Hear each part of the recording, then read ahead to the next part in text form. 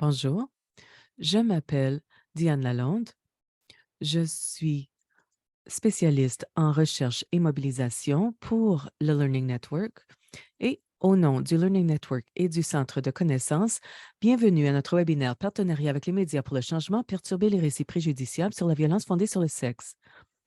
Je veux commencer par reconnaître que notre travail se situe sur les terres traditionnelles des peuples Anishinaabe, Haudenosaunee, Nunapuak et Choctaw. Ces terres sont connectées au comté de London ainsi que des traités de 1796 ainsi que le traité Un bol avec une cuillère wampum. Dans la doctrine de la découverte, nous reconnaissons la souveraineté des terres et nous reconnaissons aussi qu'il y a eu des personnes noires qui ont été déplacées au Canada et qui ont été faites esclaves. Nous voulons collaborer avec les communautés pour mettre au défi le colonialisme, le racisme et toute autre forme d'oppression qui perdure au Canada et qui a un impact disproportionné sur les communautés qui sont déjà opprimées. Je suis heureuse aujourd'hui d'accueillir nos panélistes Sherry Graydon, Yasmin Jawani et Jennifer Richardson. Sherry est PDG de One Opinions. Yasmin Jawani est professeure titulaire au département de communication de l'Université Concordia Montréal et Jennifer Richardson est experte en stratégie et communication à l'association où elle travaille. Alors, nous allons maintenant passer à la conversation. J'inviterai donc les panélistes à allumer leur vidéo et leur audio.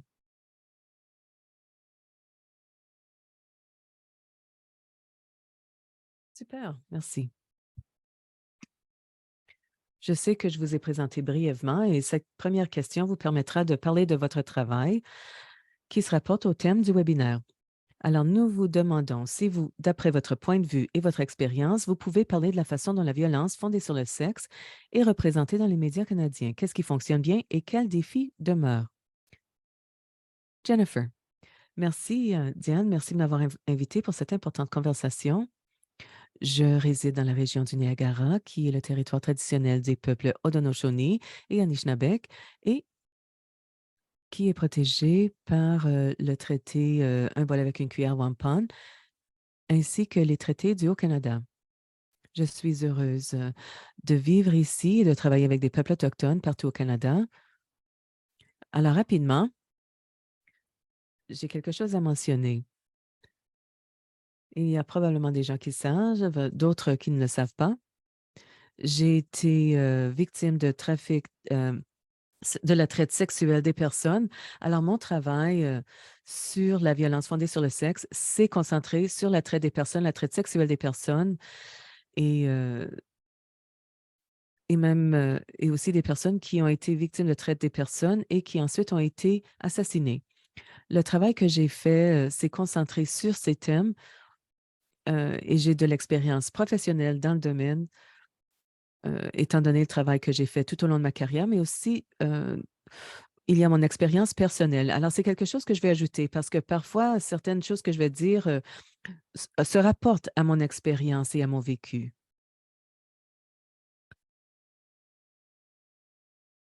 Alors, je voulais vous donner un peu de contexte. Alors, pour revenir à votre question, à mon avis, et beaucoup de personnes aussi, nous voyons encore des femmes autochtones qui ne sont pas représentées autant que d'autres groupes de femmes dans les médias. Alors, il y a moins de couverture médiatique par rapport aux choses qui se passent et qui sont fondées sur le sexe et sur la violence fondée sur le sexe. Et lorsqu'on voit certaines des couvertures médiatiques, le contexte est négatif. Un exemple, j'ai vu beaucoup de choses et il y a des collègues à Ottawa qui ont vu beaucoup de choses en Ontario, lorsqu'on parle de jeunes personnes qui ont été victimes de la traite des personnes ou qui ont été exploitées sexuellement, Et on voit que ce sont les jeunes femmes autochtones qui sont ciblées. Et souvent, on parle de style de vie qui est à risque élevé. On ne parle pas de cela lorsqu'il s'agit d'arrestations, de personnes qui ont été capturées et dans les images d'abus et de violence en ligne. On n'entend pas souvent qu'il y a un risque, un style de vie à risque élevé. Et vraiment, le style de vie d'être violenté, ce n'est pas un style de vie. Ça met le blâme carrément sur la victime. Alors, on a tendance à voir cela dans les médias et je pense que c'est ce qui façonne la perception générale du public par rapport à qui est vraiment une victime et qui ne l'est pas. Et ça se fait de façon subconsciente. Alors, nous voyons encore beaucoup de ces choses et nous voulons vraiment que ça change. Ensuite, nous voyons aussi souvent l'élimination, la nullité des expériences des femmes autochtones et l'impact que cela a eu sur certaines des situations qui leur sont arrivées. Et ce n'est pas de leur faute, mais on ne voit pas la femme autochtone dans beaucoup de ces ismes, capacitismes, etc. Euh, on voit beaucoup de récits qui entourent ce que la femme a fait, ce qu'elle n'a pas fait. Et on le voit aussi dans le domaine de la violence fondée sur le sexe. C'est une sorte d'encadrement, de cadrage qui est inutile et qui nuit à la perception qu'a le public. Le public ne voit pas tous les obstacles auxquels sont confrontées les femmes autochtones et qui sont différents pour les femmes autochtones par rapport aux autres femmes. Et cela, encore une fois, peut être souligné par les organisations de femmes autochtones au Canada. Aussi loin que je me souvienne, on a parlé des femmes autochtones qui étaient assassinées, qui manquaient et que c'était un nombre considérable et que la réaction n'était pas aussi bonne que pour d'autres groupes de femmes ou de personnes lorsque ces gens manquaient à l'appel. Alors, les femmes autochtones ne sont pas prises au sérieux comme les autres groupes.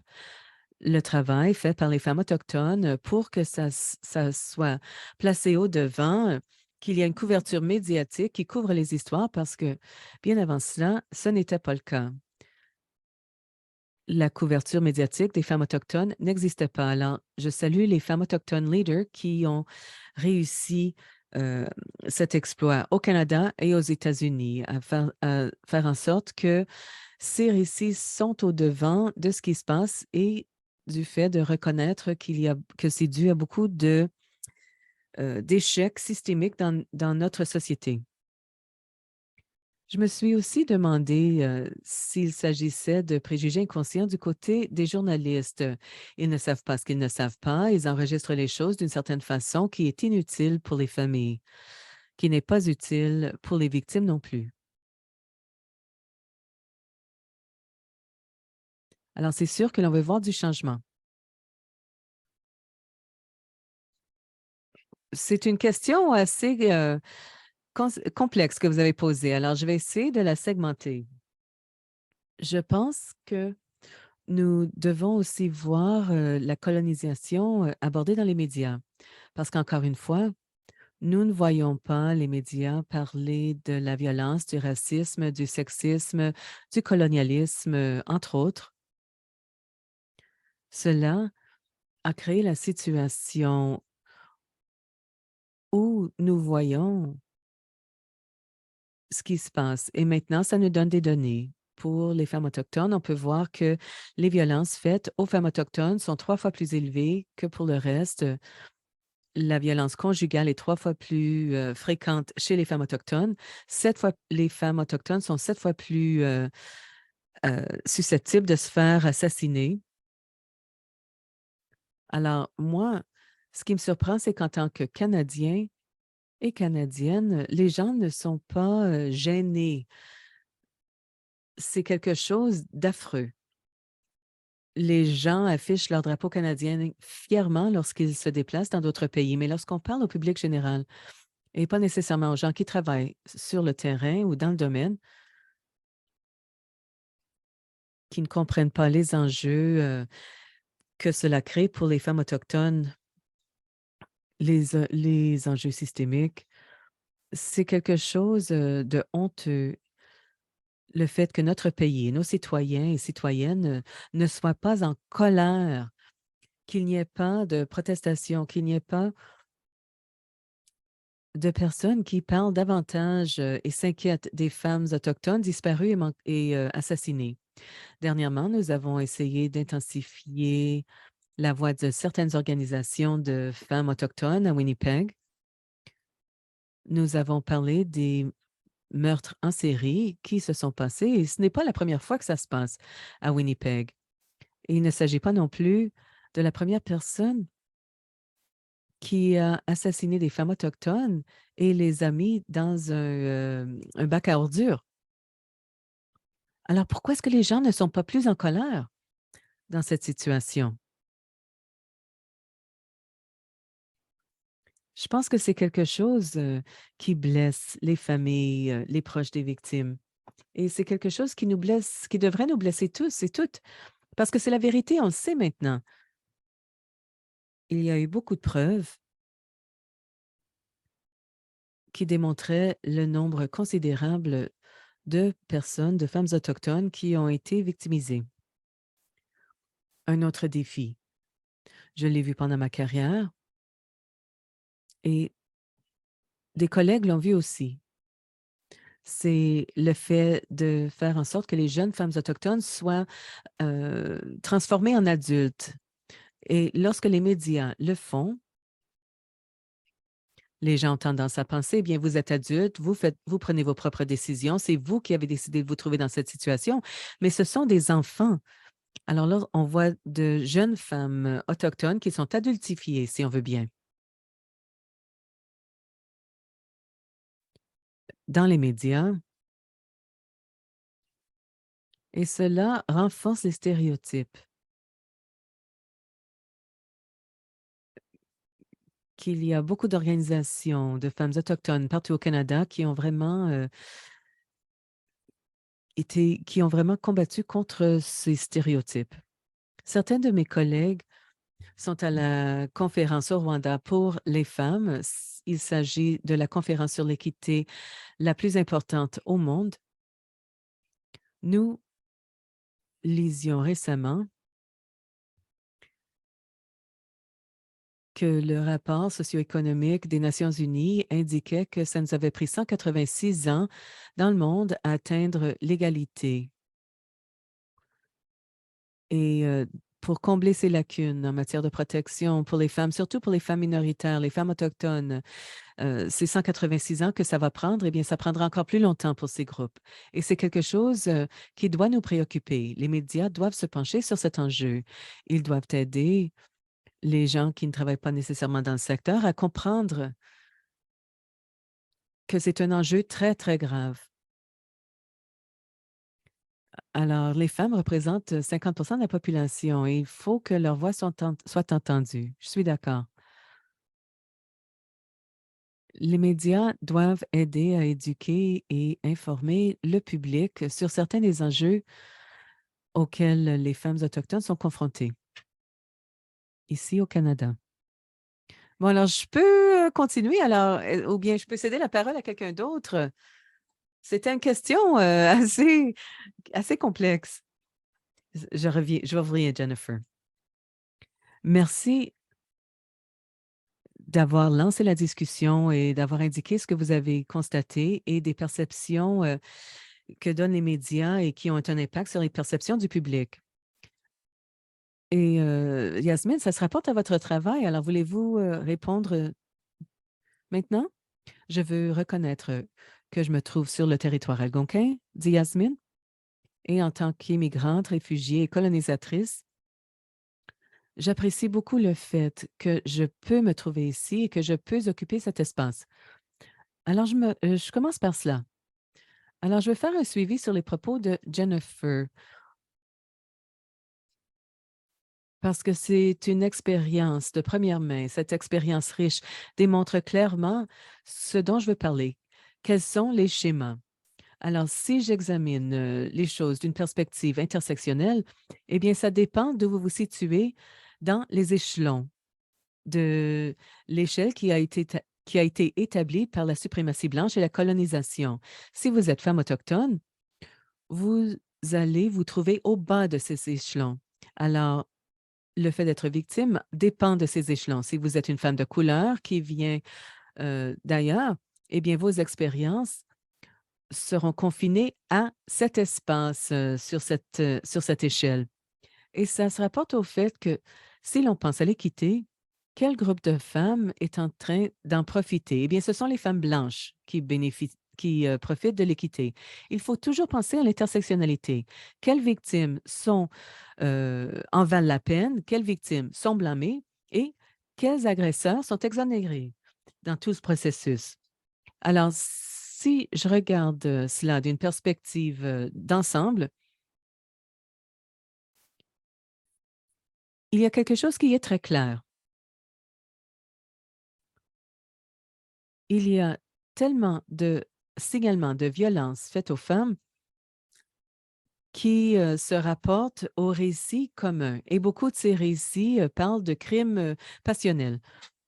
Il était en amour, il était passionné et il s'est dit que s'il ne pouvait pas l'avoir, personne ne pourrait l'avoir. Il y a un sentiment d'appartenance du corps de la femme. Et je pense qu'il faut se le rappeler. Parce que si on pense à tout ce qui se passe partout dans les cultures, c'est la même perspective. Mais souvent, on ne le perçoit pas de la même façon. On dit qu'il s'agit, par exemple, d'un assassinat d'honneur. Alors, c'est lié aux traditions. On se dit, ah bien, cette personne est musulmane, alors l'agresseur croyait qu'il y avait cette tradition liée à l'honneur et c'est la raison pour laquelle il l'a assassiné, sans examiner le fait que dans les deux cas, le corps d'une femme est utilisé et abusé. Alors, heu, ce récit de passion se déroule depuis très longtemps. Si on examine la culture italienne, et les signalements qui se font là, c'est très présent. Même chose en Turquie. Au Canada, on a tendance à se concentrer sur, l'amour passionnel, qui a mal tourné, en ce sens que l'agresseur est toujours considéré comme étant quelqu'un qui a des défis de santé mentale ou qui a eu des difficultés, pendant sa vie et qui n'en pouvait plus et qui a commis ce crime. Alors le crime en soi est, expliqué de cette façon, mais seulement pour un groupe particulier d'hommes. Ce récit est psychologique, mais seulement pour les hommes blancs. Pour les autres, il s'agit d'un trait culturel. Pour les hommes de l'Asie du Sud, c'est quelque chose qui est lié à leur culture. Alors, tout est segmenté de cette façon. C'est la raison pour laquelle le cadre colonial et postcolonial est tellement important. Il faut absolument l'adopter lorsqu'on pense à la violence. Quelle sorte de violence? Euh, Ensuite, dans les schémas qui se manifestent, les médias populaires ont tendance à se concentrer sur des épisodes, quelque chose qui est ponctuel, plutôt que d'examiner le schéma. Plutôt que de voir quelque chose comme étant systémique, les médias l'examinent comme étant un épisode. Par exemple, si je retourne à la recherche que j'ai faite sur les femmes autochtones, il y a eu un cas où un homme blanc qui faisait en sorte que les femmes autochtones avec qui il se trouvait buvaient autant que possible et ensuite, il en profitait. Il, était connu sous le nom d'agresseur, ivre.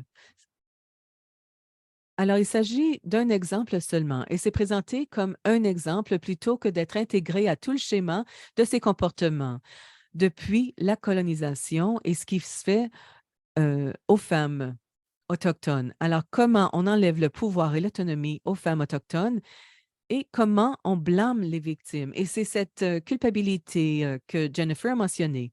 Comment cette idée que ces femmes vivent un style de vie à risque élevé et qu'elles sont responsables de ce qui leur arrive. Alors, c'est l'autre chose qui ressort. Ensuite, on se demande aussi, est-ce que ce sont des victimes qui en valent la peine?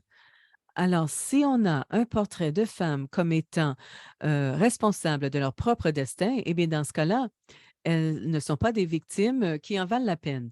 Elles le deviennent l- lorsqu'elles deviennent plus blanches. Plus les femmes sont blanches, plus elles en valent la peine.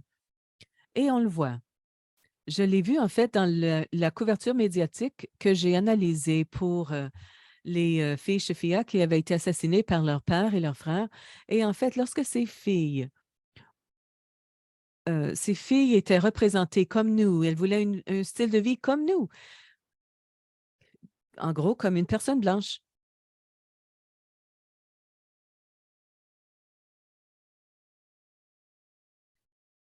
Eh bien, ce qui se passe dans ce cas-là, c'est que ces victimes deviennent des personnes qui en valent la peine. Alors, il faut se demander, quelle femme peut-on sauver? Quelle femme peut-on sauver et quelles femmes sont jetables, peut-on éliminer? Alors, c'est l'autre récit qui se trouve dans les médias. Et enfin,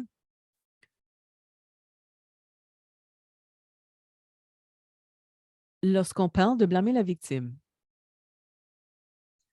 il y a une sorte de naturalisation de la mort des femmes dans la catégorie racialisée. Et c'est vrai, surtout lorsqu'on parle de femmes autochtones ou noires, sud-asiatiques, les femmes que l'on considère comme n'étant pas blanches. Et on peut le voir même en termes de couverture de femmes pauvres ou de travailleuses de sexe. Ce sont des femmes qui n'en valent pas la peine. Alors, dans ces cas, il y a une naturalisation et celle-ci se passe parce qu'elles ont un style de vie plus à risque ou en fonction d'où elles habitent, par exemple. Dans un cas, il y a un petit rapport qui a été fait dans les journaux lorsque je faisais un suivi des féminicides.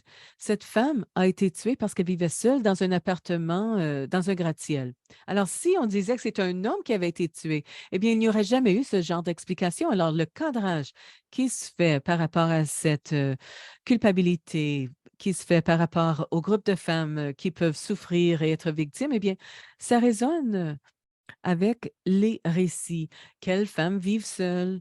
Alors, si la femme vit seule, c'est de sa faute. Elle n'a pas trouvé de partenaire, elle n'a pas trouvé de famille qui pourrait s'occuper d'elle. Alors, si vous êtes une femme autochtone et que vous vous déplacez d'un endroit à l'autre, que vous n'avez pas d'adresse, eh bien, dans ce cas-là, vous n'avez pas de vie. Alors, ce sont certaines des façons dont les médias font ces choses. Et enfin, les tons sexistes et racistes qui sont présents dans les histoires nous fournissent un cadre où on se dit, eh bien, c'est sûr, si elle vit toute seule dans un gratte-ciel, dans une région qui est déjà racialisée parce que ce sont des gens à faible revenu, eh bien, c'est de sa faute. Alors, la classe, la race, la religion, par exemple, l'islam, eh bien, tout cela est présent dans la structure du rapport. Et c'est souvent parce que les médias utilisent des gabarits et des cadres. Alors, un gabarit, c'est une façon de prendre des notes et de donner un sens à un événement. Par exemple, les récits que nous entendons présentement concernant les dépotoirs et les corps des femmes autochtones qui y sont trouvés, eh bien, ça entre dans ce cadre. Comment est-ce qu'elles se sont rendues dans ces dépotoirs? C'est sûr qu'elles vivaient des styles de vie à risque élevé et c'est la raison pour laquelle on les trouve là. Ces choses sont présentes depuis très longtemps. Alors, il est essentiel dans la façon dont nous, comme travailleuses luttant contre la violence et comme personnes qui plaident en faveur de la lutte contre la violence, eh bien, c'est à nous qu'il revient d'en parler. Et je m'arrête là parce que c'est probablement quelque chose qui a trait à la deuxième question.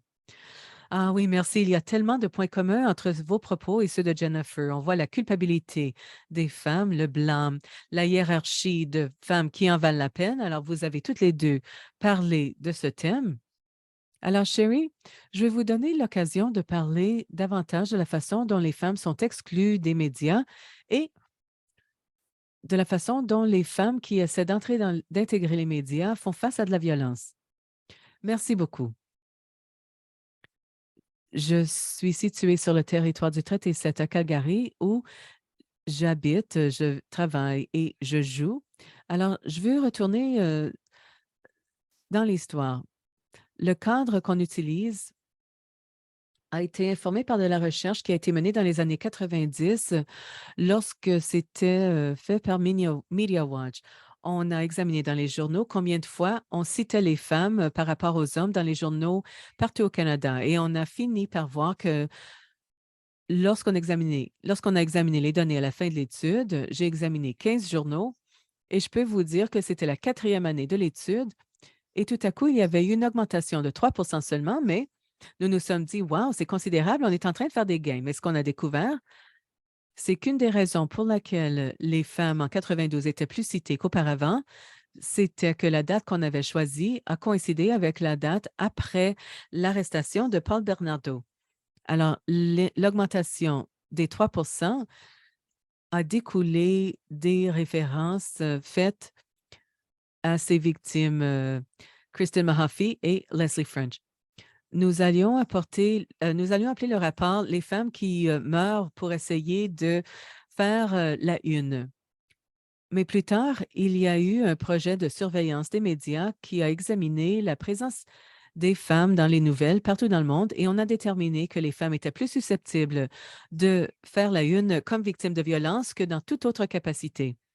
Je pense que cela peut être changé au cours des 20 dernières années, mais ce que nous voyons encore, c'est que la voix des femmes et la présence des femmes est systématiquement et chroniquement sous-représentée.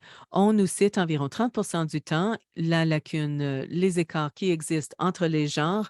J'ai oublié de la partager, mais je vais vous l'envoyer bientôt, nous permet de mesurer en temps réel le rapport d'hommes et de femmes qui sont cités dans les médias les plus influentiels au Canada. Nous avons aussi un rapport francophone sur la parité. Alors, la sous-représentation des femmes dans les médias et dans d'autres aspects, et ce chroniquement, et la suremphase mise sur la violence, ce n'est pas qu'on ne veut pas que les médias rapportent la violence, c'est sûr qu'on le veut, mais l'un des défis, c'est qu'il y a l'accent trop mis sur les femmes comme victimes et qu'il n'y a pas de contenu pour renforcer le fait que les femmes sont autonomes et qu'elles ont la capacité d'agir, eh bien, cela contribue également à beaucoup des tendances dont Jennifer et Yasmine ont parlé. Quelques autres points. Les nouvelles, de par leur définition, se concentrent sur le pouvoir qu'il a, qui le menace, et ça nous mène aussi à aborder qui est désautonomisé par les structures qui sont en place. Et je pense que c'est l'une des choses, en tant que plaideuse et plaideur, qu'il faut renforcer auprès des journalistes, que leur travail n'est pas seulement de... Leur travail repose aussi sur le fait de réconforter les personnes qui sont en conflit. Nous faisons le suivi des écarts entre les genres et ce que nous avons déterminé, c'est que 60 des hommes et femmes les plus cités dans les médias canadiens sont des personnes élues. Cela signifie qu'on entend seulement 40 du temps des gens qui ne sont pas des gens élus, des gens au pouvoir. Et c'est un déséquilibre qu'il faut corriger. Nous avons découvert une autre chose importante dans le cadre de notre travail, c'est que nous formons des femmes dans toutes sortes de disciplines et de secteurs pour devenir donc, de meilleurs défenseurs et de mieux travailler avec les médias. Et les avons formés pour recueillir les articles d'édition depuis 14 ans. Et en 2017, nous avons une centaine de ces articles d'opinion. Nous les avons mis dans un nuage de mots, nuage de mots, et nous les avons comparés par rapport aux questions sur lesquelles écrivaient seulement les mains. Lorsqu'on a déduit les mots communs, peut-être on pourrait vous montrer ce texte. C'est que nous avons découvert que beaucoup de questions qui étaient reliées surtout aux femmes et la violence étaient mentionnées. Et c'est que l'infonuagique de mots nous a dit, c'est que sans la voix des femmes, si les femmes ne cherchent pas activement à écrire des éditoriaux, à faire des entrevues, les questions qui nous touchent beaucoup plus et de façon aussi différente des hommes ne sont pas abordées. C'est une des grandes raisons pourquoi nous existons, pour permettre de contrer ceci, pour permettre aux personnes de comprendre mieux. Et maintenant, vous voyez ces mots. Nous avons fait ceci avant, donc le nuage de mots avant Bill Cosby, avant le mouvement MeToo, et même à ce moment-là, les femmes qui écrivaient les éditoriaux mettaient beaucoup plus l'accent sur la représentation des femmes, violences sexuelles, etc. Je crois que ça en dit long sur les défis que nous devons relever et le fait que les voix des femmes doivent être présentes. Et j'espère, dans le reste de mes commentaires, pouvoir vous parler de quelques stratégies qu'on peut déployer pour permettre à tous et celles et ceux qui sont à l'appel pour mieux travailler avec nous. Et également, je tiens à signaler que, comme vous l'avez mentionné, lorsque vous m'avez présenté, que les femmes, de façon disproportionnée, sont touchées par le fait qu'elles sont ciblées dans les réseaux sociaux et qu'elles sont le sujet donc de la violence facilitée par la technologie. Et surtout, les femmes avec des femmes intersectionnelles, des femmes noires, brunes, immigrantes, musulmanes, appartenant à la communauté LGBTQ+, nous savons qu'elles sont agressées de façon effrayante dans les réseaux sociaux tous les jours. Évidemment, ceci a une incidence très importante sur la capacité et volonté de rester active, de maintenir une voix, car les réseaux sociaux jouent un rôle si important maintenant en permettant et en muselant les femmes. Donc, cette initiative Toxic Hush, le muselage toxique, vise à attirer l'attention sur ces différences et les abus qu'on voit en ligne pour que les politiciens et politiciennes agissent. Et surtout, ces femmes dans ces identités multisectorielles sont encore plus des cibles. Merci. Alors, je reste là un petit peu pour vous poser la question suivante. À quoi ressemble l'engagement avec les médias? Beaucoup de personnes qui nous écoutent dans le secteur anti-violence. Donc, à quoi est-ce qu'on peut s'attendre lorsque les médias vous abordent? Oui, nous disposons de beaucoup de ressources. Alors, avant de passer à mes commentaires, je peux vous dire que nous avons beaucoup de ressources en ligne. Je sais que vous allez partager les dépliants que nous avons créés justement. Mais il faut comprendre mieux le contexte des journalistes. C'est très utile. Il faut se rappeler que le journaliste, tout d'abord, doit respecter des dates butoirs. Il travaille dans un environnement de presse qui, finalement, qui mise vraiment des gens au pouvoir. C'est ça, les nouvelles excitantes. Et il faut comprendre cette controverse, ce contexte. Ça fait partie du cadre et ils doivent travailler rapidement vu qu'ils doivent respecter les lignes, les dates butoirs. Donc, aujourd'hui, ils peuvent compter sur beaucoup moins de ressources et de collègues par rapport au passé. Mais cela ne peut pas excuser le comportement mauvais ou ce cadrage discriminatoire dont ont parlé nos collègues. Mais c'est utile comme un cadrage, comme un contexte pour mieux comprendre comment ils font leur travail. Mais ce que je disais également pour ce qui est donc du nuage de mots, c'est qu'il faut également reconnaître qu'on a souvent beaucoup d'autres tâches desquelles il faut s'occuper. Donc, même si vous dites, je ne suis pas disponible, mais voilà une ressource qui est utile. Mais si vous pouvez dire oui, vu que vous avez une connaissance approfondie des réalités et des nuances et des complexités, vos voix sont d'une importance critique et permettent de façonner la façon dont les médias vont cadrer le tout. Comme un éditorialiste à Vancouver, il y a des années, a dit lorsqu'il écrivait sur le cas Robert Pickton, moi, j'avais beaucoup bénéficié des femmes qui étaient dans le secteur, qui ont pu me fournir un contexte et une analyse. Et je dirais autre chose également, juste comme ça. Je sais que j'aimerais vous encourager à appeler directement à l'humanité du journaliste avec lequel vous travaillez. La plupart des journalistes viennent des journalistes parce que justement, ils veulent améliorer le monde. Ils veulent donc troubler ceux qui sont confortables et parfois, dû à leur pratique, ils vont se trouver dans le monde politique, ils vont parler des élections, ils ne vont plus dans la communauté raconter de façon utile et responsable. Il faut leur rappeler. Vous leur dites, écoute, je sais que vous voulez bien faire, je sais que vous ne voulez pas revictimiser les personnes qui ont été donc endommagées ici. Dites-moi comment je peux le faire. Traitez les journalistes comme des êtres humains, soyez authentiques et réels avec eux. Il y a beaucoup plus de probabilités qu'ils vont vous redonner les mêmes choses. C'est merveilleux, merci. Jennifer, vous avez fait beaucoup d'entrevues avec les médias. Moi, je sais que je vous ai déjà vu, donc c'est formidable de pouvoir parler avec vous, même du point de vue plus personnel, c'est-à-dire à quoi cela ressemble lorsque les médias vous contactent. Oui, je pourrais faire les deux. Et vu que je suis dans le domaine depuis un bon moment, alors personnellement, lorsque j'ai parlé publiquement, je pourrais peut-être compter 5 partout au pays euh, de personnes qui parlaient publiquement aux médias ou qui parlaient de leur exploitation par le biais du trafic sexuel. Et que souvent, les journalistes voulaient avoir tous les détails horribles et sombres.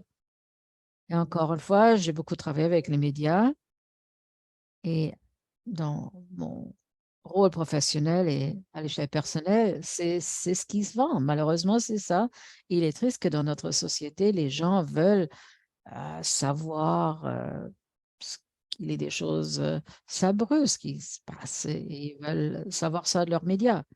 Normalement, je n'irai pas là, dans ce trou-là, parce que même lorsque je parle à des personnes, moi, je ne veux pas les traumatiser. Alors, je ne veux pas raconter les détails aux gens, à certaines personnes, en tout cas pas à la plupart des personnes ici au webinaire qui ont déjà travaillé dans le domaine. On sait que ces détails peuvent être horribles. Et encore une fois, nous devons changer ça dans les médias.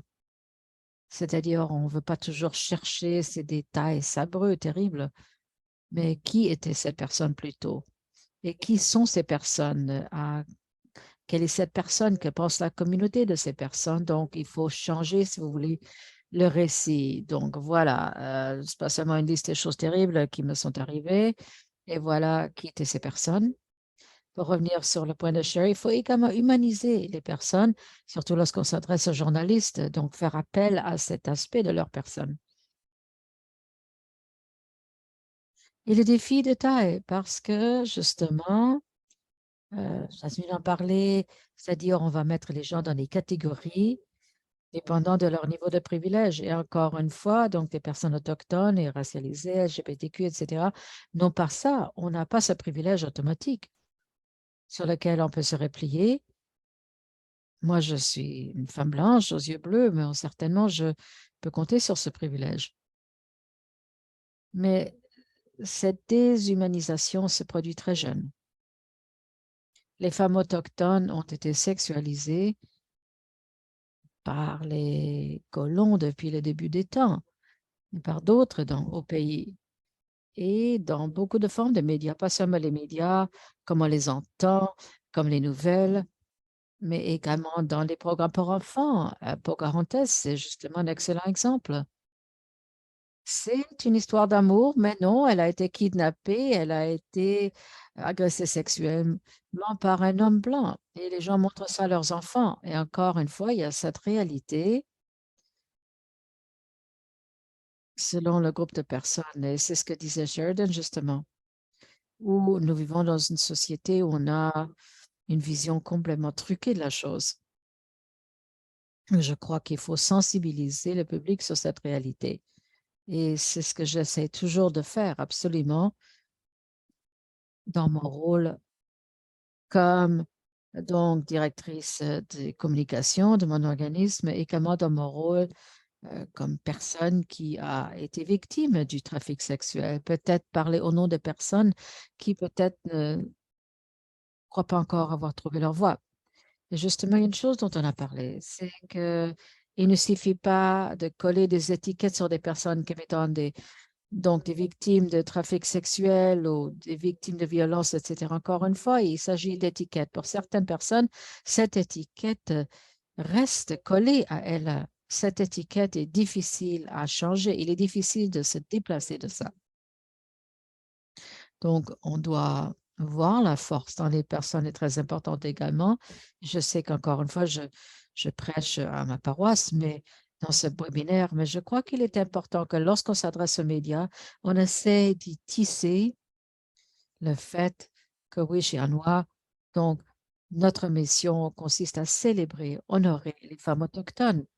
Et nous faisons part également de beaucoup de nos réalisations et du leadership au Canada parce que c'est énorme.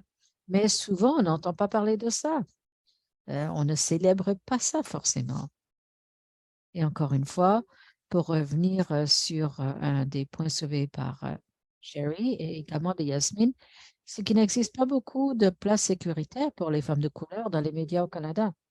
Le CBC a fermé tous leurs commentaires sur les dossiers autochtones et Sherry Simon a dû également enlever ses commentaires et même chez Anois. Donc, plus nous étions présents sur les médias, les réseaux sociaux, plus il y a eu de trolls.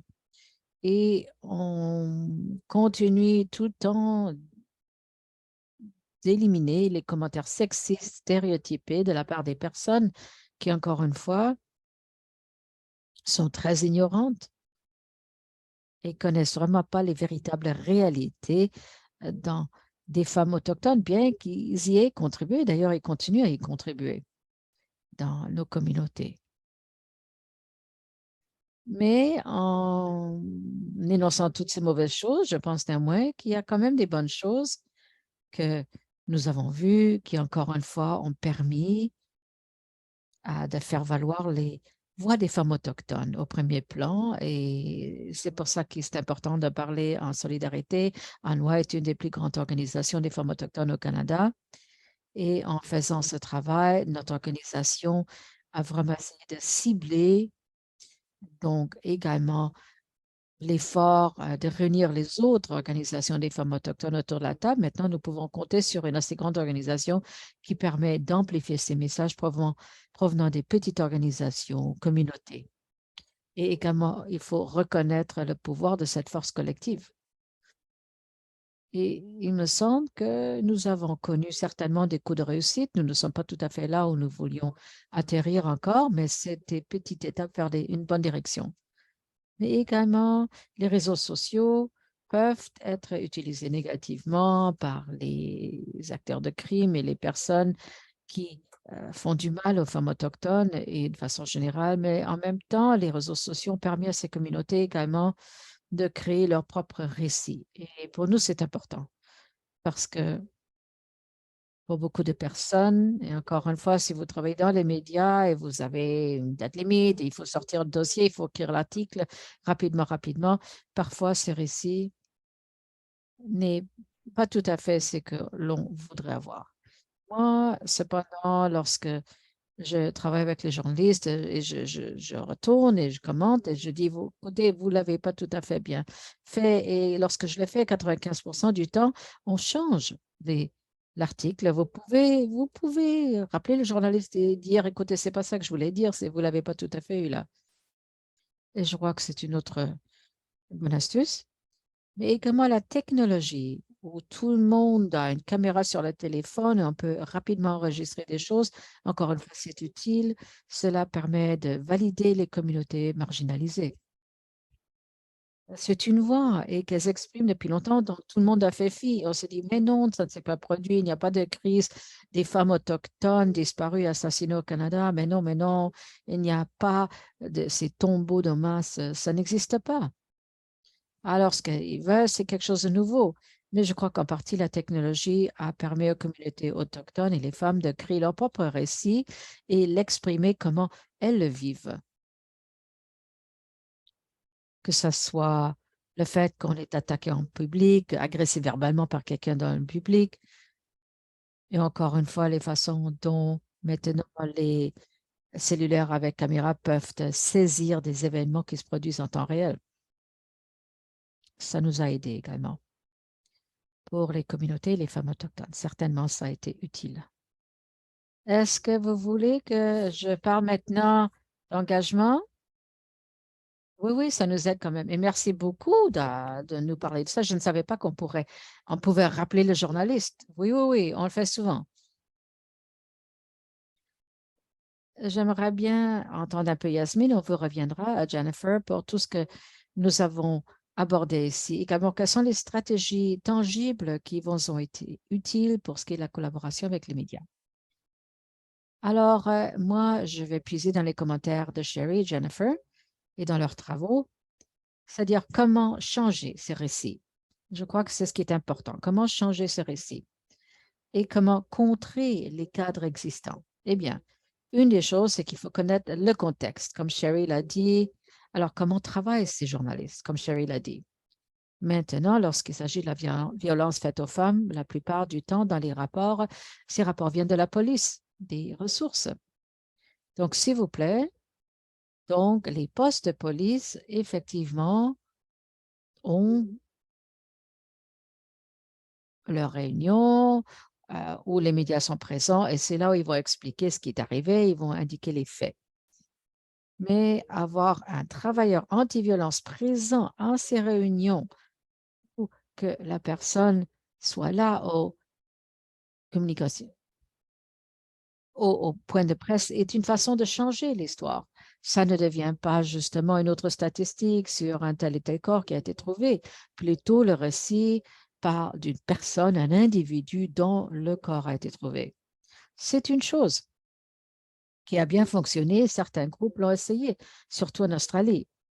Et en fait, cela a pu avoir une incidence. Mais deuxièmement, et d'ailleurs, je me rappelle, dans les années 90, je ne sais pas si on le fait encore, mais les services des femmes battues avaient une réunion mensuelle à laquelle ils invitaient différents secteurs pour participer. Donc, il y avait des avocats pour la couronne qui étaient présents, ils invitaient également la police, et également il y avait le maire ou la maire de la ville qui était présente. C'était tout un groupe.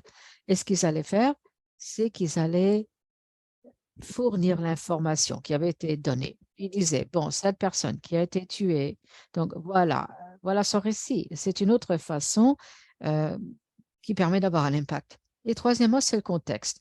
Et Sherry et Jennifer en ont parlé toutes les deux. Comment insérer le contexte? Et c'est pas juste une question de nommer quelque chose, mais disons-le, mettons ça dans l'environnement de la violence. Donc, la violence ne s'est pas produite du jour au lendemain parce qu'on parle toujours de ce moment de dernière minute où on a un corps, une personne tuée, mais la violence précédait cela. Et si vous regardez le fait que nous avons beaucoup d'impact sur les travailleurs des premières lignes, vous avez l'expertise, vous avez un cercle de violence qui s'est instauré et vous pouvez également constater qu'il y a une escalation de la violence. Et ça devient des informations très importantes. Cela montre que c'est un pattern, c'est une tendance qui produit depuis longtemps. Ça n'est pas arrivé soudainement. Donc, c'est un autre point. Et ensuite, je crois que le dernier point, c'est qu'on aime également, vous savez, les gens disent, non, c'est pas une question de culture, c'est du féminicide. Et voilà ce qui arrive partout. Donc, plus nous soulignons les statistiques, plus c'est mieux pour montrer qu'il y a une tendance plutôt que de mettre l'accent sur un seul incident. Encore une fois, permettez-moi de revenir sur ce point, que beaucoup de ce travail doit se faire du point de vue intersectionnel. J'écoutais Cherry. Elle disait que le rapport, donc il y a eu des signalements en accru après la cause Pearl Bernardo, parce que même ça a changé les études de journalisme. Donc, c'est un petit peu la princesse en détresse. C'était ici qu'on avait. Donc, lorsque c'est une femme jeune, blanche, à ce moment-là, ça devient le point de mire. Et là, c'est qu'il faut se dire qu'il y a eu beaucoup d'attention qui a été attirée sur la question, alors que tous les autres cas qui se produisent dans la toile de fond disparaissent, tout simplement. Encore une fois, je crois que nous devons toujours adopter ce point de vue intersectionnel parce que sinon, on perd de vue les choses qui se produisent. Et je me rappelle ça très clairement lorsque j'écrivais sur la cause Arena Burke et je l'analysais, ce dossier. qui a attiré beaucoup d'attention médiatique et elle était une jeune fille de 14 ans qui a été assassinée. Mais pourquoi est-ce que les médias se sont tellement focalisés sur cette cause alors que dans le même pays, à 60 000 de Montréal, une fille cubaine a été battue à mort par des bâtons. On ne la mentionne pas du tout, mais l'autre est mentionnée. Pourquoi? Eh bien, il y a une autre raison. Donc, la Nice, c'était typique comme violence fille sur fille. C'est le cadre qu'on a changé. Et de façon astucieuse et de façon stratégique, on a enlevé l'attention de vraiment l'autre type de violence. Donc, voilà, premier point. Et deuxième point, elle était asiatique du Sud, donc on pouvait mettre ça dans tout le narratif culturel. Elle vient d'une famille très sévère qui ne la permettait pas de sortir. Par conséquent, elle est partie de la maison. Voilà ce qui est arrivé. Mais ce n'était pas le cas de l'autre côté du pays. Alors, on voit comment le rapport a changé et comment est-ce qu'on peut perturber ça? Eh bien, une façon, c'est-à-dire de faire en sorte que les voix des défenseurs des droits, des activistes soient toujours présentes à tout moment. Ça ne veut pas dire pour autant que comme Sherry a pu le faire lorsqu'elle s'occupait de la cause Pectin, mais mon analyse de la cause Pectin, selon tous les rapports que j'ai lus et analysés, c'est qu'on a à peine vu le point de vue des victimes parce que tout était focalisé sur Pectin. Tout parlait de la façon dont il avait des problèmes de santé mentale, le fait, on regardait ses origines, sa famille.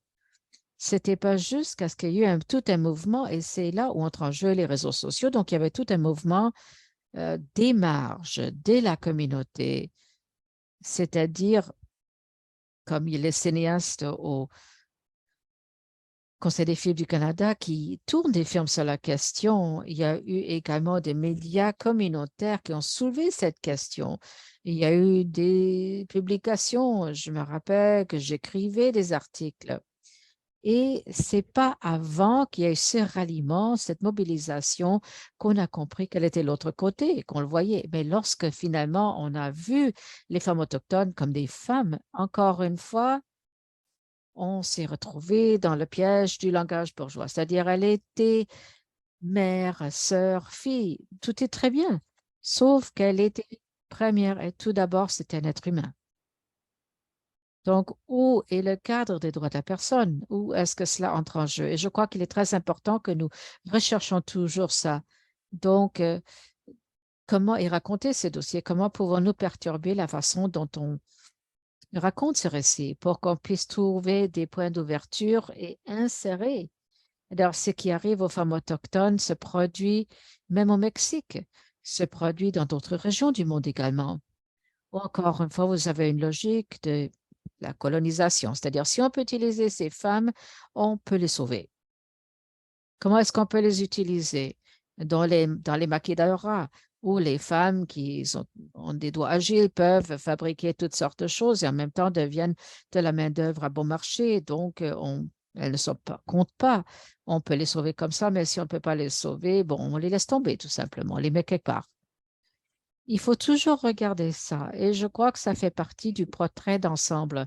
En fait, il ne suffit pas de dire, écoutez, oui, on va s'y insérer. Et c'est plus important de dire, écoutez, regardons ce cas-là avec les femmes autochtones disparues, assassinées. Il y avait toutes sortes de photos de police de ces femmes. Ce n'étaient plus des femmes jusqu'à ce qu'on voit l'artiste finalement qui s'exprime, qui montrait ces femmes dans toutes leurs facettes compliquées. C'est seulement à ce moment-là qu'on a compris l'humanité qui avait été effacée et détruite dans le processus.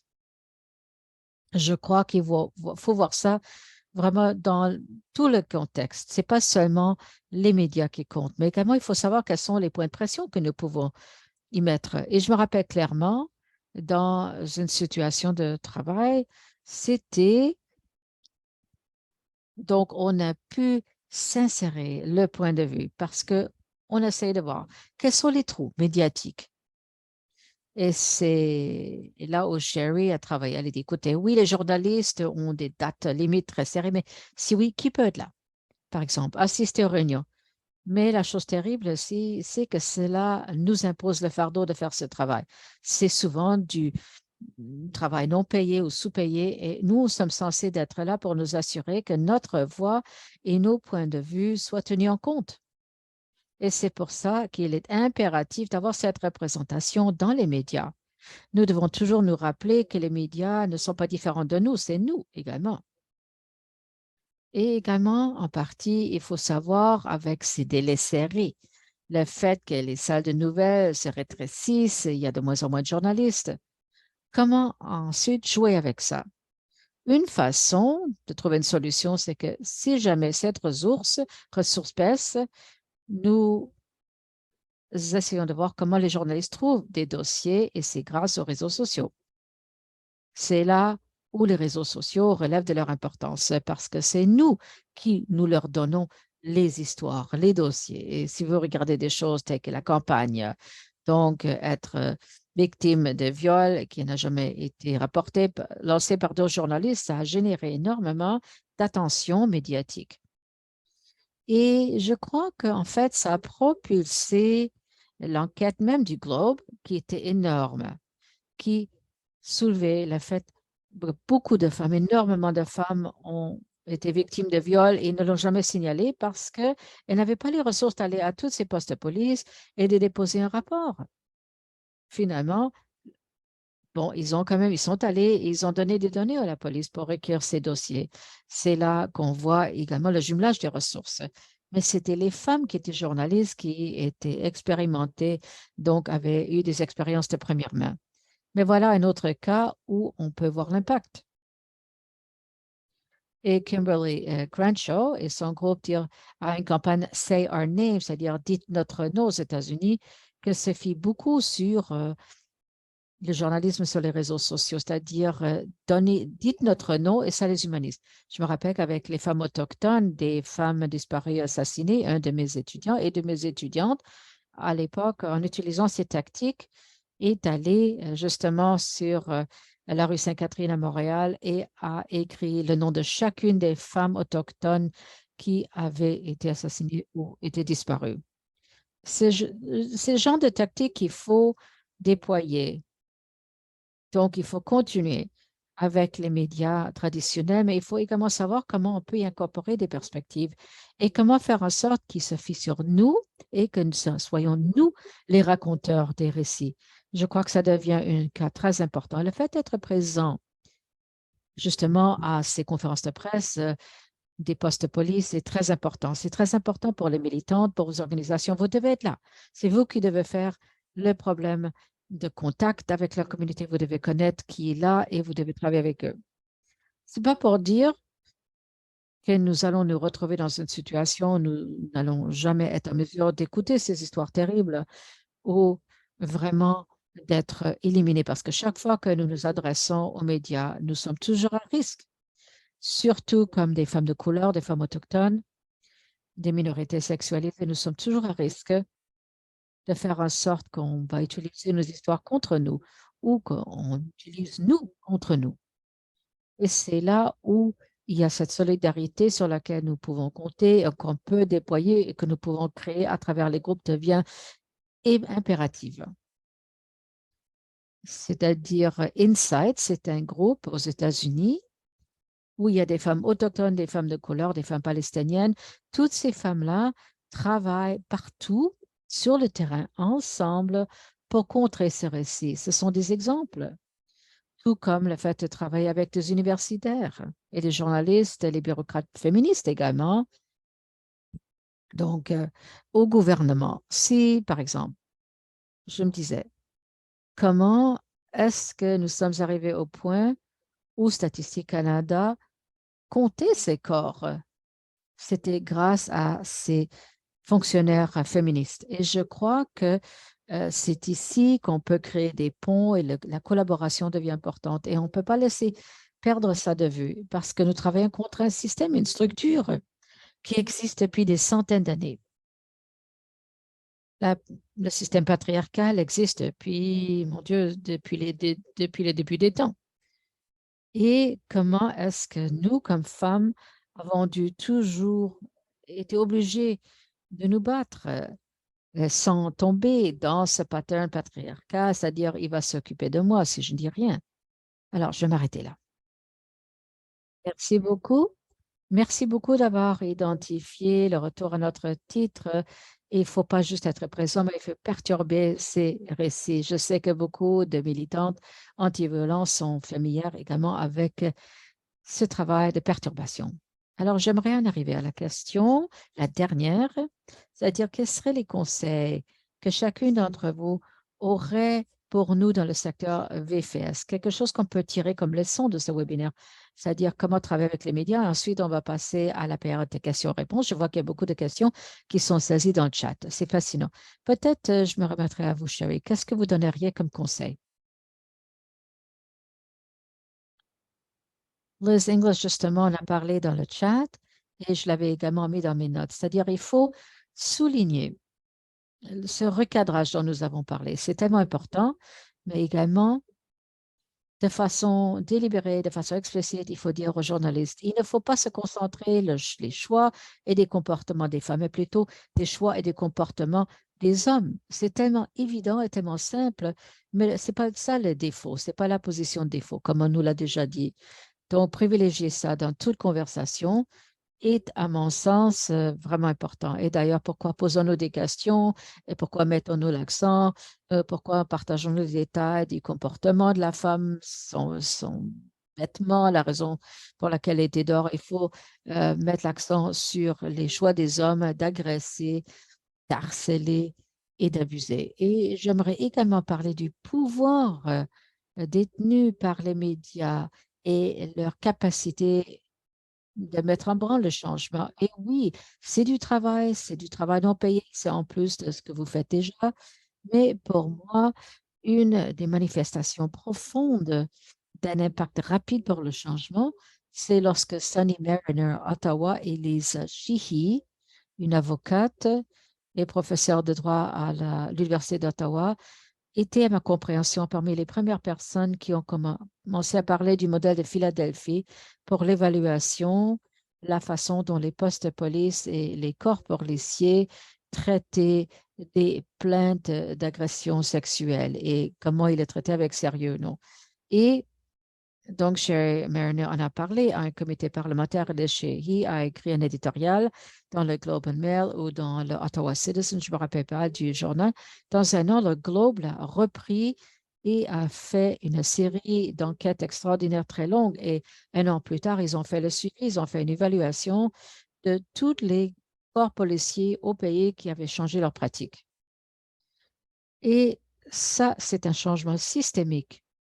Et vous, comme défenseur, muni avec plus de confort, plus de volonté de parler, d'être proactive et présente, détenez le pouvoir, surtout lorsque vous êtes en mesure de fournir des solutions tangibles, explicites. Et je sais qu'il y a beaucoup de questions dans le chat. Je ne vais pas trop m'éterniser sur la question, mais nous disposons de beaucoup de ressources sur notre site Web, une des ressources que nous sommes heureuses de partager avec vous.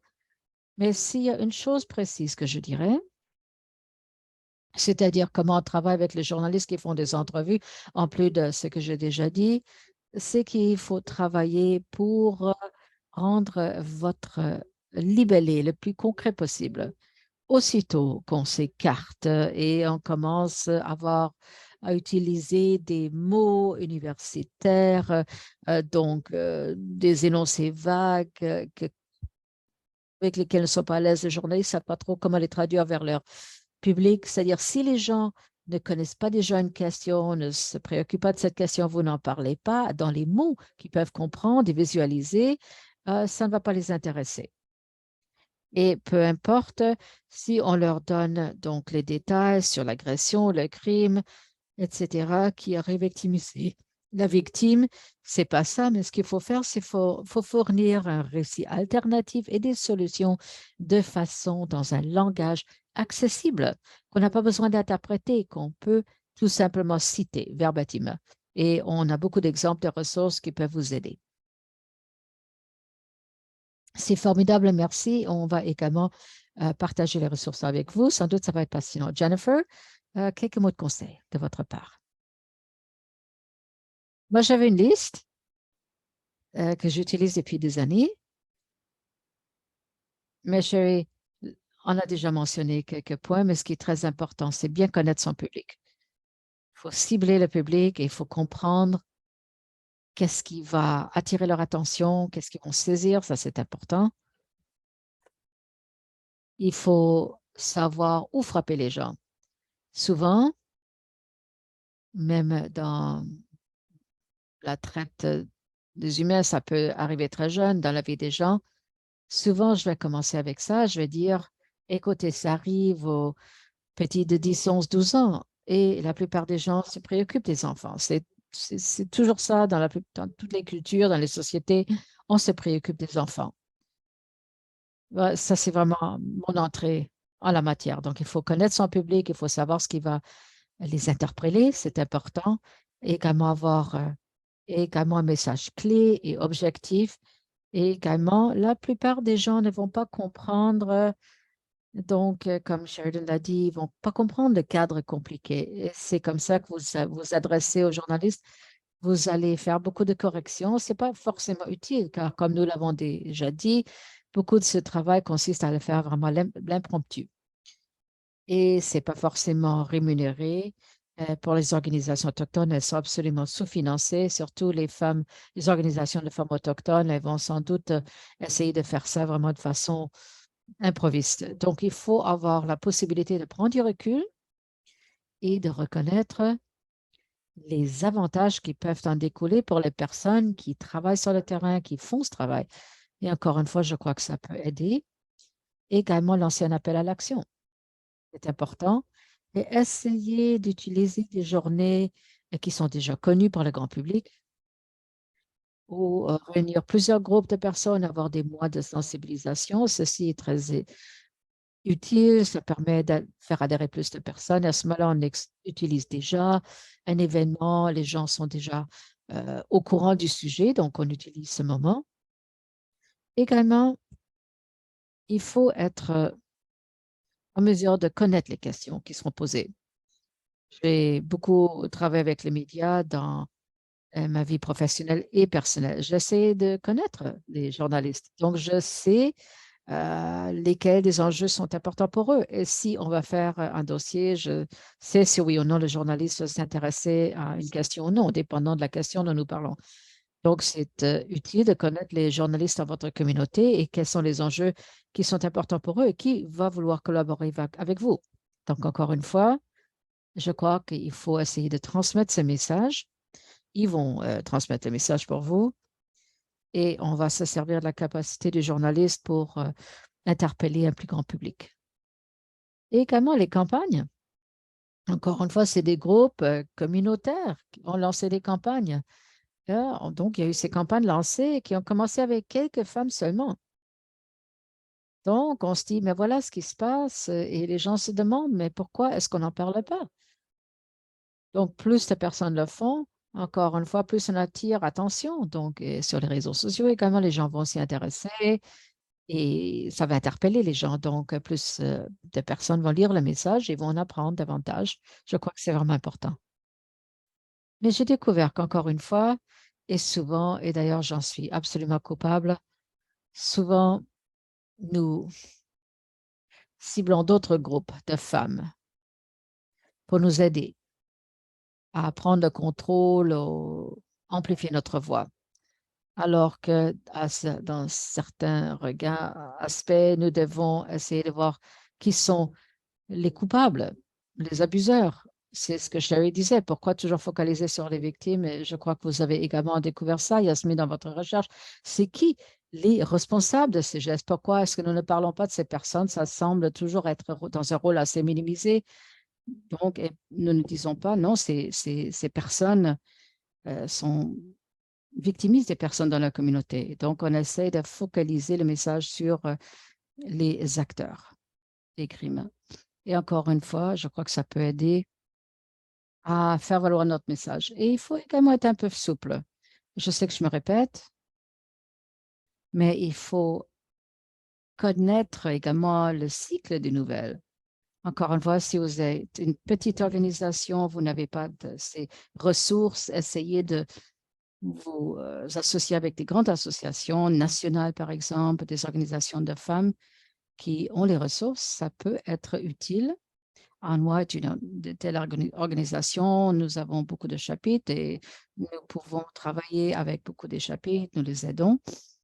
Et comme je l'ai dit, contactez également d'autres organisations qui ne sont pas forcément membres de l'Ontario, des femmes autochtones, de l'Association des femmes autochtones d'Ontario. Mais nous faisons notre possible toujours pour aider et pour faire transmettre ce message de ce qui se passe dans la communauté. Et enfin, je dirais, et soyez toujours intègre et agissez avec honneur et honorez les personnes avec lesquelles vous travaillez. Parce que vous le faites souvent, lorsque vous faites toujours quand vous travaillez sur les premières lignes. Je ne vais pas vraiment parler mal des journalistes et ça semble être étrange, mais parfois les journalistes veulent, veulent rendre sensationnel votre message, mais malheureusement, c'est ça, c'est ce qui vend. C'est ce qui se vend, mais prenez du recul et prenez le temps de réfléchir à la raison pourquoi vous faites ce travail, qui honorez-vous, qui représentez-vous ou qui essayez-vous d'honorer. Et faites ça toujours avec intégrité et vous allez être bien positionné. Même demander d'avoir des questions avant de passer à un entretien, ça peut être utile. Donc, prenez le temps de réfléchir et de voir quels sont les objectifs et qu'est-ce que je veux en tirer moi. Ce n'est pas juste le fait que vous êtes en entrevue, c'est pas pour vous que vous le faites pour réaliser un objectif plus grand. Et ça vous donne le temps également de vous servir de cette entrevue pour réaliser vos propres objectifs. Merci beaucoup de nous avoir donné accès à votre liste, Jennifer. Je sais que c'est extrêmement utile. Alors, Yasmine, j'aimerais m'adresser à vous. Peut-être vous auriez quelques mots de conseil pour nous avant que l'on passe à la question de discussion, questions et réponses. En grande partie, ce que je voulais dire a déjà été dit. Mais ce que j'aimerais dire en conclusion, c'est qu'il faut s'assurer qu'on dispose des ressources telles que les fiches d'information et des statistiques. Vous les avez en main. Donc, on peut donc prendre les cas individuels et les insérer dans ce contexte. C'est très important. Et souvent, les journalistes ne l'ont pas ou ils n'ont pas le temps de faire ce genre de recherche. Donc, avoir ces fiches de faits en main, et beaucoup d'organisations les ont déjà, mais ayez-les devant vous en main, c'est vraiment important. Et dire, par exemple, oui, chaque semaine, plus de 2 femmes sont assassinées au Canada. Ça, c'est déjà quelque chose. Ça rend la situation plus tangible. Les chiffres ont cette magie, ont ce pouvoir. Et deuxième chose, également, il faut tirer des parallèles. C'est-à-dire, si on apprenait à le faire, ça serait fort intéressant. Et d'ailleurs, ça donnerait aux journalistes donc un autre hameçon, si vous voulez, pour accrocher une histoire, des parallèles, disons. Si le responsable, donc un profil psychologique où tout s'agit des questions de santé mentale. Si on puise dans nos autres parallèles, on se dit, mais qu'en est-il de celui-là, de cette cause-là? Et ça soulève la question et fait, c'est montré de façon très brute que ce qui se passe ici, c'est vraiment un parti pris, c'est un préjudice, c'est soit raciste ou sexiste. Il y a cette tone, cette tonalité qu'on utilise pour soutenir le sens d'une histoire donnée. Donc, voilà les 2 choses que je ferais. Et troisième chose que je ferais, c'est que j'ai travaillé dans une organisation qui avait très peu de ressources monétaires et je voulais attirer l'attention sur quelque chose. Alors, on crée un événement pour ce faire. Alors, j'ai essayé de voir comment les groupes d'étudiants l'avaient fait. Donc, vu ce qui était arrivé en Concordia, par exemple, où on a créé des portes, des passages pour soulever la question des Palestiniens chaque fois qu'ils devaient passer par donc un contrôle de sécurité ou pour ce que devaient faire les femmes autrefois lorsque c'était financé complètement. Donc, envoyer des souliers au ministre des Budgets. Donc, à la veille de la publication du budget, on envoyait tous ces vieux souliers parce que c'est gratuit.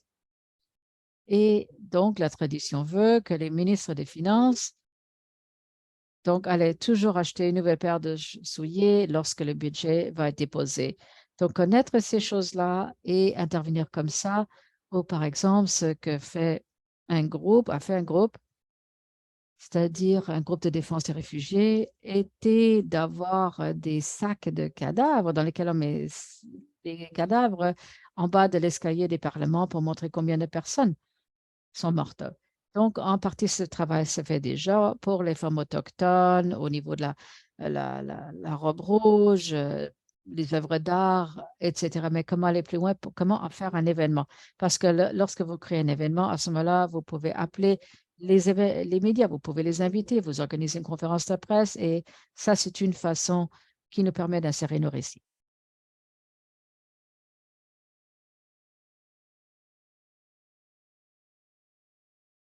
Alors, la façon de raconter une histoire, ça nous appartient. Alors, comment est-ce qu'on va raconter cette histoire? C'est super. Merci pour ces exemples. Maintenant, il y a mon collègue Sabri qui se joint à nous. Alors, il va présenter certaines des questions que l'auditoire est en train de poser euh, pendant, à poser pendant notre discussion. Alors, Sabri, si vous voulez poser la première question, allez-y. Merci, Diane. Et merci pour ce panel riche et informatif. Nous avons beaucoup de questions, mais je veux commencer par une question pour vous trois. Alors, voici la question. Pouvez-vous parler du harcèlement que la violence, que les intervenants en matière de violence contre les femmes auxquels ils sont confrontés quand ils veulent parler dans les médias? Oui. Alors, l'une des choses qui se passe immédiatement, c'est qu'on vous dit qu'on dit que vous êtes une victime de violence. Alors, c'est une étiquette. Alors, quel est le mot que je cherche? Alors, en gros, vous êtes placé dans une certaine position et c'est très intéressant parce que ça peut devenir une ouverture. Et d'une façon, pour moi, je continue de montrer du doigt le colonialisme comme étant la violence la plus considérable. Et comment est-ce que ça nous a placés dans ces différents endroits? Ensuite, il y a aussi les réponses négatives qui sont empoisonnés et qui nous parviennent de toutes sortes de perspectives. C'est affreux. J'ai des gens qui m'ont écrit de l'autre côté du Canada pour me dire de retourner d'où je viens. Alors, on a toujours ce genre de choses. Ou bien, on ne mérite pas. Lorsqu'on pense à des stratégies, il faut penser aux différentes crédibilités et aux ressources liées à la crédibilité que l'on peut utiliser afin de faire en sorte qu'on entende nos récits et qu'on soit jugé comme étant crédible. Pour moi, ça a été passé par l'université. L'université m'a donné cet ancrage, si vous voulez, ce qui indique que ce n'est pas seulement mon opinion, c'est une opinion informée qui est basée sur la recherche. Alors, cela devient très important comme façon de contrer ce qui est dit. Et ensuite, quelque chose que j'ai dit, qui a trait au travail que j'ai fait, Conversation Canada. Si vous êtes une travailleuse ou un travailleur de première ligne ou que vous travaillez dans une petite organisation, établissez un partenariat avec une petite institution universitaire près de chez vous, parce que c'est une des façons d'insérer une voix. Conversation Canada publie de petites histoires et il y a des rédacteurs qui aident à refléter et à rendre accessibles ces récits. Et lorsqu'il y a un jumelage d'intervenants et d'académiques, eh bien, ce qui se passe souvent, surtout maintenant, surtout étant donné que les salles de presse sont en train d'être réduites à cause de leur budget, eh bien, ça nous permet d'avoir des insertions d'articles ou d'opinions dans certains journaux où on n'aurait jamais paru. Et ceci devient très puissant. Voici un exemple. Il y a une femme qui allait être déportée et il y a quelqu'un qui m'a abordé, un des intervenants, qui était à l'extérieur du centre de déportation depuis des heures et qui n'arrivait pas à obtenir une réponse. Alors moi, j'ai écrit un article avec cet intervenant. Ça a été inclus dans Conversation Canada et la journée suivante, j'ai reçu un courriel immédiatement de la part d'un des agents d'immigration dans cette chaîne de commandement. Et il y avait personne auparavant qui avait répondu à ce groupe. Alors, comment est-ce qu'on peut miser sur ces ressources concernant la crédibilité? Comment est-ce qu'on peut se jumeler avec ces gens? Je ne pense pas que ce soit impossible. Il est impossible, cependant, d'aborder le changement structurel en solitude, de façon isolée. Une autre chose que je trouve très important, c'est d'avoir, de fermer les commentaires. Vous savez, les commentaires, lorsque l l'article sort, en ligne et hors ligne, eh bien, ces commentaires sont une des façons qui, encouragent l'opinion populiste et on ne veut pas cela. Et ensuite, ces commentaires deviennent en fait quelque chose qui s'accumule, au fil du temps, en plusieurs couches et qui prend de la force. Alors, on ne veut pas que ça se passe. Alors, nous savons, en fait, que beaucoup de la couverture sur l'immigration, sur les enjeux autochtones, vont générer ces genres de commentaires. Alors, ces histoires ne peuvent pas être ouvertes aux commentaires. Voilà mon avis. Merci, merci beaucoup, Yasmine. Sherry, Jennifer, vous avez un ajout? Oui. Pour reprendre les propos de Yasmine, les commentaires ne représentent pas du tout la perspective de la population dans son ensemble. Alors, je suis d'accord. Ils doivent et souvent sont fermés. Souvent, les activistes, lorsqu'on devient le centre de l'histoire et qu'on nous demande si on a été touché, vous aviez une vengeance à faire, c'est cela? Eh bien, moi, je vais faire ce qui a déjà été recommandé. Jennifer l'a suggéré, Yasmine aussi. Eh bien, moi, je me rapporte aux données et j'ai appris à faire le pont entre les données. Je passe de la question immédiatement à dire que c'est un enjeu qui touche les femmes tous les jours. Pourquoi est-ce que vous personnalisez cela? Et on renvoie la question au journaliste afin de mettre en question son biais. C'est automatique, il n'y pense même pas. Pourquoi est-ce que ça doit être à mon sujet? Et ensuite, je poursuis avec la composante de plaidoyer. Alors, je ne réponds pas à la question. Je rappelle au journaliste que la question, le cadrage de la question est inapproprié. Et je veux aussi dire que je suis d'accord avec tous les propos de Yasmine. À vous, Jennifer. Mais je pense que vous avez déjà dit pas mal de choses. Je veux mentionner que beaucoup de personnes qui travaillent dans différents secteurs dans la lutte contre la violence faite aux femmes,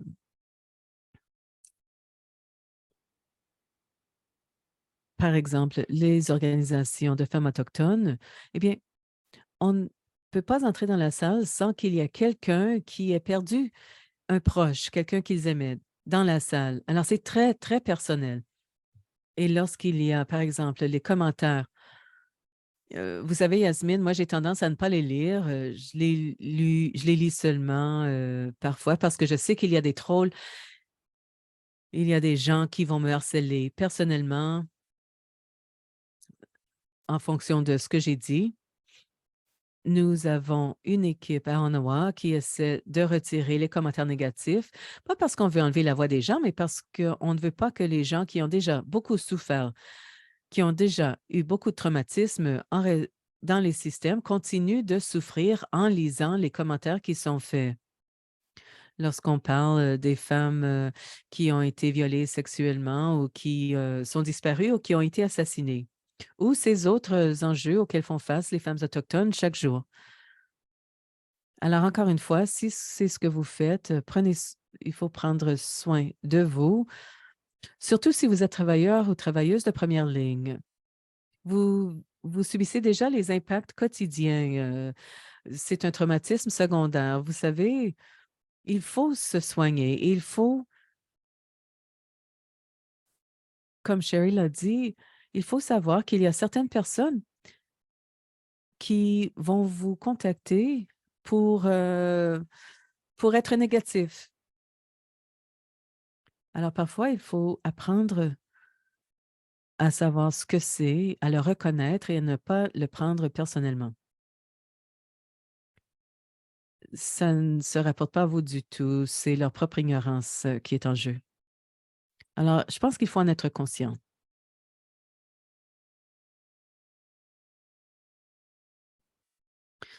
Bon, je pense qu'on a le temps pour une dernière question avec des réponses très courtes. On reconnaît les médias, mais aussi d'autres systèmes qui interagissent avec les médias.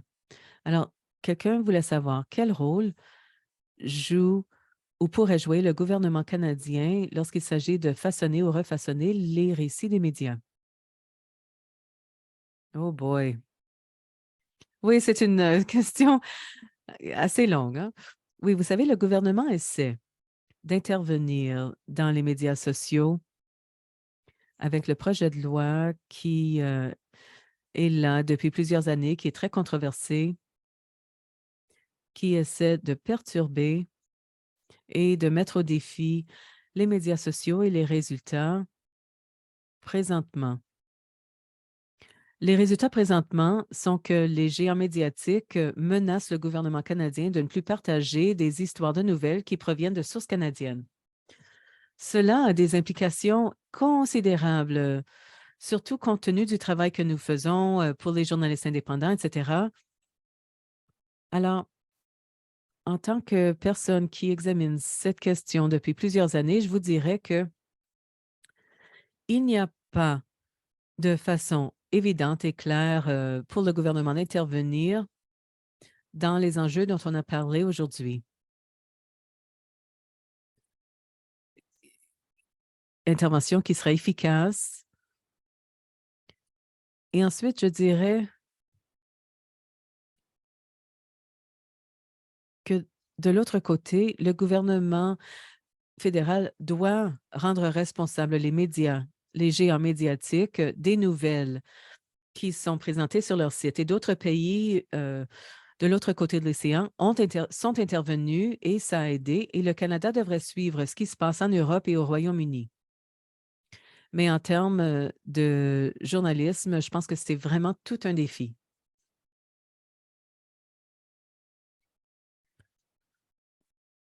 Bon, est-ce que vous vouliez vous lancer, Yasmine? Eh bien, comme la question se rapporte au gouvernement canadien et à sa relation avec cet enjeu, est-ce qu'il fait, est-ce qu'il ne fait pas, je pense que quelque chose à considérer, c'est que dans les Nations unies, il y a des groupes qui travaillent à cette question particulière et ce, de façon très intensive. Un des groupes a présenté tout un rapport sur la façon dont la violence faite aux femmes devrait être rapportée dans les journaux, les nouvelles. Mais le gouvernement canadien, il y a la guerre, la vente et l'achat d'armes, et cela prend tellement d'espace que l'impact de ces armes sur les gens qui vont mourir, cela n'obtient jamais l'attention nécessaire. Alors, comme le gouvernement, comme Sherry l'a mentionné, ce qu'on entend beaucoup, c'est les rapports faits par les agents du gouvernement. Alors, on a l'histoire qui provient du gouvernement, mais on n'a pas l'autre côté de l'histoire.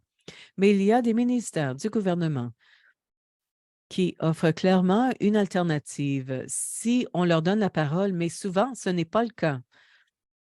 Alors, c'est ici où la pression communautaire doit entrer en jeu pour déplacer l'accent qui est mis. De cette façon, on ne parle pas seulement des armes qui sont vendues dans d'autres parties du monde, mais on parle de qui en meurt. Alors, quelle est notre responsabilité dans ce portrait à deux faces? Par exemple, quelqu'un a déjà dit, saviez-vous que les balles qui ont été fabriquées pour la guerre en Irak ont été fabriquées au Québec? Eh bien, ça dit quoi au sujet des Canadiens, étant une nation pacifique? Nous sommes tellement impliqués dans la déstabilisation liée aux guerres et de cette déstabilisation qui se passe partout dans le monde, qui mène à des évacuations massives, à des déplacements de gens massifs. On ne parle pas de la violence qui est faite aux femmes, qui fuient la violence qui est perpétrée par les soldats, par nos soldats, et qui les met en position de vulnérabilité et d'être trafiqués. Toutes ces choses ne sont pas mentionnées. Alors, c'est ici où il faut vraiment agir. Il faut les pressions de l'extérieur. Merci. On manque de temps, malheureusement. Il y a beaucoup de questions auxquelles on n'a pas pu répondre, mais nous allons continuer à examiner cette question. Je remercie les panélistes, Jennifer, Yasmin et Sherry, pour toutes vos connaissances. Je remercie aussi nos interprètes, ASL, Joanne et Emma, et nos interprètes, Sylvie et Caroline. Et je veux aussi rappeler aux participants et participantes qu'il y aura un formulaire d'évaluation. Vous pouvez l'ouvrir dans votre navigateur après la fin de cette séance et c'est là où vous pourrez partager des rétroactions et obtenir votre certificat de participation. Nous avons hâte de vous revoir au prochain webinaire. Merci beaucoup. Merci de nous avoir accueillis.